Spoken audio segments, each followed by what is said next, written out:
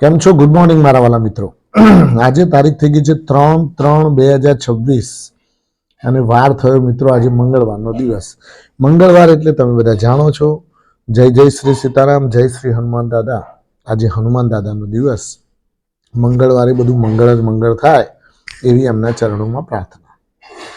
મિત્રો, આમ જોવા જાવ તો આજે રજા છે ને આમ જોવા જાવ તો આજે રજા નથી. આજે શેર માર્કેટમાં મિત્રો રજા છે હોળીના પર્વ નિમિત્તની. અને આમ એકચ્યુઅલી આજે પડતર દિવસ છે. ગઈકાલે હોળીમાં પ્રગટાવ્યા, આજે પડતર દિવસ, આવતીકાલે ધૂળેટી છે. એટલે આજે શેર માર્કેટમાં સદંતર રજા રહેશે. MCX, BSE, NSE બધા સ્ટોક એક્સચેન્જ આજે સદંતર રજા ઉપર છે મિત્રો. તો આજના રજાના દિવસે આજે આપણું સ્પેશિયલ ટોપિક કે ભાઈ અત્યારે જે ચાલી રહ્યું છે. ગઈકાલે તો યુદ્ધની અસરના કારણે બજારમાં આપણને એની ઝલક બતાવી દીધી, બરાબર ને મિત્રો. તો ઈરાન અને અમેરિકા અને ઇઝરાયલ આ બધાનું યુદ્ધ જે ચાલી રહ્યું છે એ યુદ્ધમાં હવે ઈરાન મરણીયો બન્યો છે. શું બન્યો છે મિત્રો? મરણીયો. મરણીયો મીન્સ કે ભાઈ આપણે નથી કહેતા કે ભાઈ હું તો પતું એ પતું, વાંધો નહીં, મને તો ખબર છે હું પતવાનો છું, પણ હું તમને નહીં છોડું, હું તો પતીશ તો પતીશ, પણ તમને બધાને થોડા થોડા તો સાફ કરતો જ જઈશ, એમનેમ નહીં પતું. એટલે મરણીયો હોય એ વધારે ડબલ જોર કાઢે. અને અત્યારે ઈરાન પુષ્કળ જોશથી એટેક કરી રહ્યું છે. ઇઝરાયલ, અમેરિકાના બેઝ જેટલા પણ બેઝ છે, લગભગ દુબઈનું બેઝ, પછી કતારનું બેઝ, બધી જગ્યાએ એણે સ્પેશિયલ એટેક કરેલો છે. અમુક લોકોને ખબર નહીં હોય કે ભાઈ આ બેઝ એટલે શું. તો આજે વિડીયોના માધ્યમ દ્વારા થોડી સમજણ આછી પાતળી આપી દઉં કે બેઝ એટલે અમેરિકાએ એનું મિલિટરી ફોર્સ જે તે કન્ટ્રીની અંદર પોતાની દાખલા તરીકે આ ડીમાર્ટ છે તો ડીમાર્ટ અહીંયા અમદાવાદમાં છે અને એણે ઓફિસ ખોલી દીધી મહેસાણામાં. તો મહેસાણાવાળો કે અહીંયા લેવા નહીં આવવાનો, એટલે મહેસાણામાં એક ઓફિસ કરવી જરૂરી છે. એટલે આ લોકોએ શું કર્યું અમેરિકાવાળાએ કે ભાઈ એક બેઝ બનાવી દીધું, મિલિટરી ફોર્સ ને બધું ત્યાં આખું જે છાવણી બનાવી દીધી. આપણે ગુજરાતીમાં દેશી ભાષામાં એને છાવણી કહેવાય. એ છાવણી ત્યાં અમેરિકાએ દુબઈમાં, કતારમાં, યુએઈમાં એ બધી જગ્યાએ બનાવી દીધી.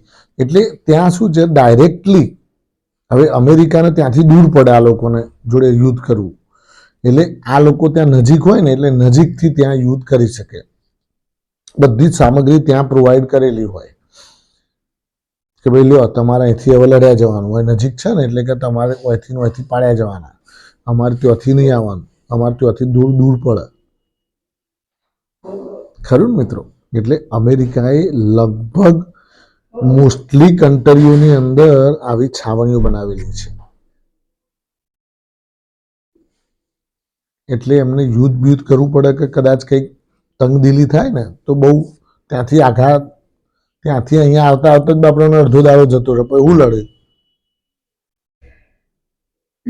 એટલે બધી જગ્યાએ પાકિસ્તાનમાં પણ બેઝ બનાવેલું છે એમણે અફઘાનિસ્તાનમાં પણ બેઝ બનાવેલું છે. બધી જગ્યાએ એમના બેઝ છે મિત્રો. છાવણીઓ છે કહેવાય, જેને આપણે દેશી ભાષામાં કહીએ ને. તો આ છાવણીઓ ઉપર ઈરાને એટેક કરી દીધું. એટલે ત્યાંના સૈનિકો જે હોય ને, જે મૂકેલા હોય અમેરિકાએ, એ અમેરિકાના સૈનિકોનું ખાસા એવા બધા નુકસાન થયું છે. કારણ કે પેલો તો મરણીયો થયો છે કે ભાઈ જ્યાં હોય ત્યાં બસ પાડવાનું જ કરો હોમાં. હવે આ યુદ્ધના કારણે અમેરિકાને પણ આર્થિક રીતે નુકસાન થાય છે. ઇઝરાયલને પણ આર્થિક રીતે નુકસાન થાય છે. અને ઈરાન તો ચલો કે ભાઈ ઈરાનને તો નુકસાન તો ઠીક, એને તો પતવું જ છે. પતવું છે તો કે હું પતાવીને જ પતું ને, જેટલું પતાવાય એટલું તો પતાવું. એટલે આની અસર અત્યારે ગઈકાલે આપણે જોયું બજારમાં લગભગ 550 અંક નિફ્ટી માઇનસ જતી રહી હતી. આ તો પાછળથી રિકવર થતી 314 કે 315 બંધ આવી. વિચાર કરો કે ગઈકાલે ધબધબાટી બોલાવી હતી ને વેચવાલીમાં, બધા લોકોને થયું હશે. અને મેં કહ્યું હતું તમને કે ઉતાવળ ના કરતા, કોઈ ખરીદારીની મહેરબાની કરીને હાલ કોઈ ઉતાવળ ના કરતા. હાલ હમણાં નવી ખરીદારીથી થોડા દૂર રહેજો, કારણ કે બજારની અત્યારે અસ્થિરતા ખૂબ જ છવાયેલી છે. હા, નો ડાઉટ તમને ભાવ સારા દેખાઈ રહ્યા છે, પરંતુ અત્યારે હાલ આમાં એન્ટ્રી કરવી થોડી રિસ્કી રહેશે. હા, એન્ટ્રી ક્યારે કરજો કે જ્યારે બધું જ થોડો મામલો શાંત પડે ને થોડું રિવર્સ ચાલુ થાય એટલે ફટાક દઈને એન્ટ્રી કરી. ભલે થોડું 2-5-10 રૂપિયા મોંઘું પડશે, પણ ખબર તો પડશે કે ભાઈ હવે મામલો ઠંડો પડ્યો છે એટલે હવે વાંધો નહીં આવે. એટલે અત્યારે કોઈ પણ ઇન્વેસ્ટરે, રોકાણકારે, સબસ્ક્રાઈબરે મહેરબાની કરીને ઉતાવળ ના કરતા. કારણ કે કાલે જો ઉતાવળ કરી હોત ને તમે તો ફસાઈ જાત. કારણ કે કાલે તો 150 અંક 200 અંક નિફ્ટી માઇનસ ખોલી હતી અને પછી ધડબડ કરતી માઇનસ થવા માંડી. એટલે તમે જો લીધું હોય તો કેટલું માઇનસ થતું થાય, ખરું મિત્રો.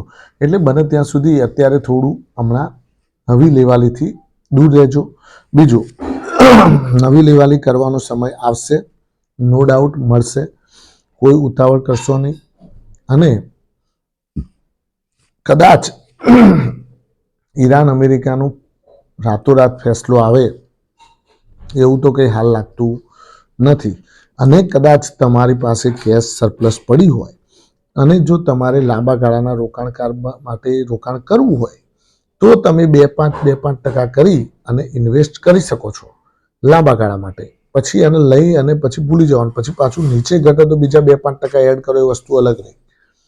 ખરું મિત્રો, બજારમાં આ રીતે કામકાજ કરજો. કારણ કે બજારમાં જ્યાં સુધી આનો નિવેડો નહીં આવે ત્યાં સુધી અસ્થિરતા કાયમ રહેશે.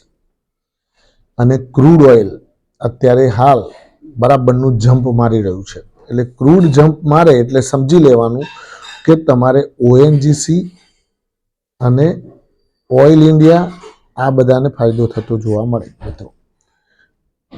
ઓઇલ ઇન્ડિયા, ઓએનજીસી, પછી હિન્દુસ્તાન ઓઇલ એક્સપ્લોરેશન, પછી જિંદાલ ડ્રિલિંગ, આ જે ડ્રિલથી ઓઇલ કાઢતા હોય છે ને મિત્રો, એ જિંદાલ ડ્રિલિંગ, આ બધાને ફાયદો થતો જોવા મળતો હોય છે. અચ્છા, બીજી વસ્તુ કે નુકસાન કોને થાય ક્રૂડ વધે તો નુકસાન મિત્રો કોને થાય તો આપણા આઈઓસી, બીપીસીએલ, એચપીસીએલ આ બધાને નુકસાન થાય. કેમ કે ક્રૂડ ઓઇલ મોંઘું, એ લોકોની પડતર મોંઘી થઈ જાય. અહીંયા પેટ્રોલનો ભાવ તો વધ્યો નહીં એટલે એમના એમ છે, તો એ લોકોને તો શું નફો થાય, ઉપરથી નુકસાન થાય. એટલે એ લોકોના શેરમાં વેચવાલી વધારે પડતી જોવા મળે. અચ્છા, બીજી વસ્તુ મિત્રો કે બીજા કયા સેક્ટર ઉપર ધ્યાન રાખવાનું આવા યુદ્ધના માહોલમાં, તો એ પણ જણાવી દઉં. ખાસ ધ્યાન રાખજો, આ સેક્ટર ઉપર વધારે કોન્સન્ટ્રેટ આવા યુદ્ધના માહોલમાં કરવું હોય તો કરી શકાય. યુદ્ધના માહોલમાં તેજીવાળું સેક્ટર રહે તો એ કયું સેક્ટર છે તો ડિફેન્સ સેક્ટર. ડિફેન્સ સેક્ટર ઉપર ધ્યાન રાખવાનું મિત્રો. ડિફેન્સ સેક્ટર કેમ કે એ એકદમ અડી ગયેલું સેક્ટર કહેવાય. અત્યારે માહોલ યુદ્ધનો છે અને પાછું મોદી સાહેબને એક જ દેખાય કે ભાઈ આપણે કંઈક આવું કંઈક વસાવવું પડે ટેકનોલોજી, એટલે પાછો ઓર્ડર આપી દે એચએએલને કે ભાઈ એ બકા આટલું બનાવી દેજો જરા.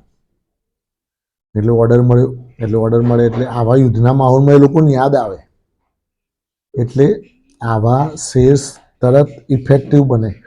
કાલે તમે જુઓ મિત્રો, ગઈકાલે બીઈએલ આટલા 500 પોઈન્ટ બજાર માઇનસ થઈ ગયેલું નિફ્ટી, તો એ BEL 2% plus, Bharat electronics, HAL, BDL બરાબર ને, આ બધા જે સ્ટોક્સ, પછી Cochin shipyard, Mazagon dock, GRSE, આ બધા સ્ટોક્સ ઉપર ધ્યાન રાખી શકાય મિત્રો.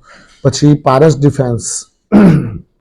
એટલે આવા માહોલ વચ્ચે કયા સેક્ટર સારા અને ક્યાંથી દૂર રહેવું, કેટલું ખરીદવું, કેટલું ન ખરીદવું, એના વિશે આજે માહિતી આપી. Thank you very much. ખૂબ ખૂબ આભાર મિત્રો. આજનો દિવસ તમારા માટે શુભ રહે, લાભદાયી રહે, ફળદાયી રહે એવી હનુમાન દાદાના ચરણોમાં પ્રાર્થના. Thank you. ખૂબ ખૂબ આભાર.